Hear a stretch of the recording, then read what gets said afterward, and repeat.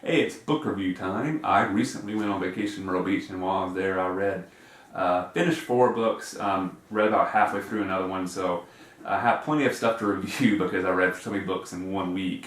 So over the next couple months, you'll be seeing probably a lot of reviews for books I read while I was on vacation in Myrtle Beach.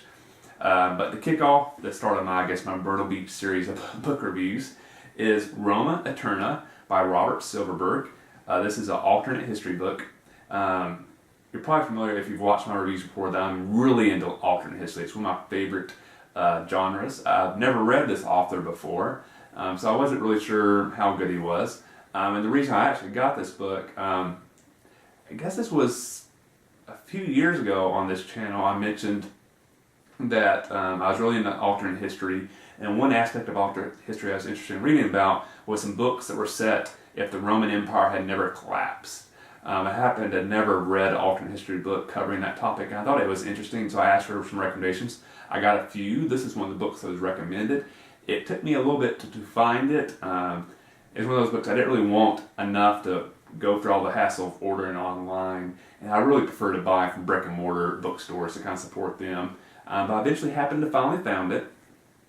So it's one of the books I took with me this year on Myrtle Beach, as I mentioned earlier, and I really enjoyed it. And it's very different from most alternate history books I've read because it's not set over a very short period of time. This book really covers a couple thousand years. So it's like every chapter covers a handful of characters in a specific time period, and the next chapter jumps ahead 100 or 200 years. So it kind of gives you a real picture of how the world developed with the Roman Empire still around. So the book kind of starts basically in a very similar timeline to us, right when the Roman Empire was fixing to collapse, and the author changes a couple small things that allows the Roman Empire to continue, and then the rest of the book picks up with that timeline of the Roman Empire still existing.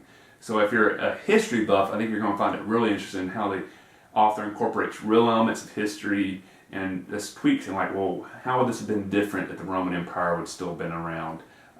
Very fascinating.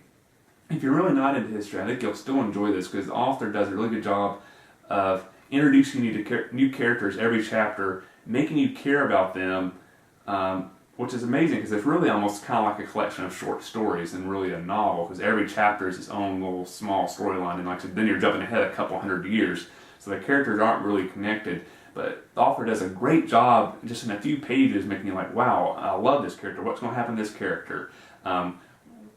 What's his story path going to be?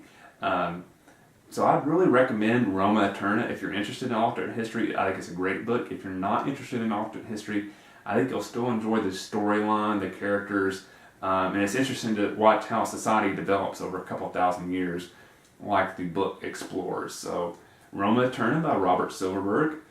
If you're into alternate history and you know of any great alternate history books you think I should check out, please let me know in the comment section below. I'm always looking for some great new alternate history books.